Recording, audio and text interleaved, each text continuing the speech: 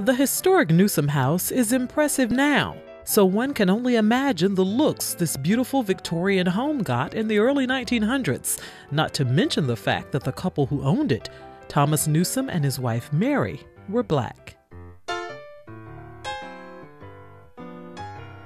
Thomas Newsome is a prime example of if you can believe it, you can achieve it. He grew up on the Princeton plantation in Sussex County, Virginia, the son of slaves.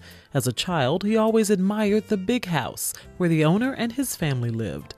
So after finishing Virginia State and graduating from Howard Law School, he married his college sweetheart and started making his vision a reality.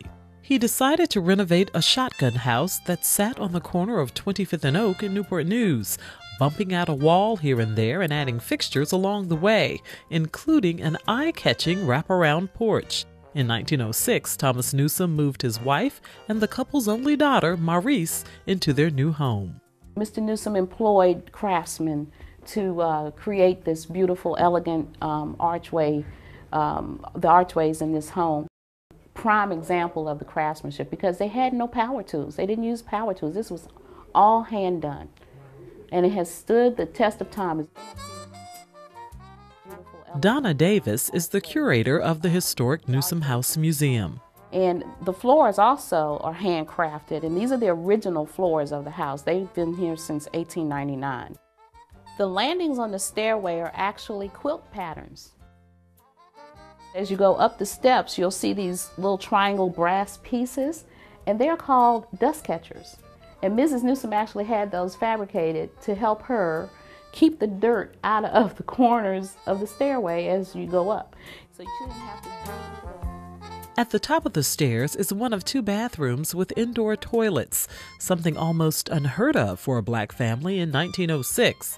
These elegant rooms hosted many prominent figures in history, including Booker T. Washington. But the Newsomes' beautiful home and impressive furnishings were just a small part of Thomas Newsome's vision. Thomas Newsome was determined to improve the lives of others. The story goes that Mr. Newsome was sitting on his beautiful porch, and some citizens actually approached him and asked him about the fact that there was no secondary school for their children to attend. And he said, well, you know, we'll take care of that. He went to the city and commissioned them to build Huntington High School.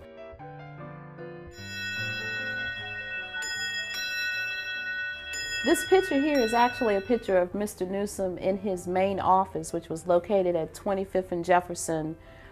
They call that 25 and J. That was the business hub of the Black community here in the East End of Newport News. And then we have these plaques here that show that he was actually one of the few African-American lawyers that were actually given the credentials to present cases before the Supreme Court of Appeals for the District of Columbia and for Virginia. Thomas Newsome not only fought social injustice in the courtroom as a lawyer, but also as the editor of the Newport News Star. He worked tirelessly with community organizations and his church to make sure Blacks in his community were given the same social and civic amenities that were enjoyed in the surrounding communities. Mr. Newsome was the co-founder of Trinity Baptist Church, which is still worshiping every week. It's located on Chestnut Avenue, one street over. Thomas Newsome was 73 years old when he died in March of 1942. By that time, he had touched so many lives that more than 3,000 people crowded in and around the First Baptist Church on Jefferson Avenue to pay their respects. 30 boxes of books up in the attic that were taken out, and they were taken from the library that was located in the attic office that Mr. Newsome had. And that library was actually the first public library of sorts that was made available to African Americans in this community. He loved reading and knew the importance of reading. The Newsome House is a wonderful look at the legacy of a man who began with so little and did so much for so many. For Another View, I'm Lisa Godley.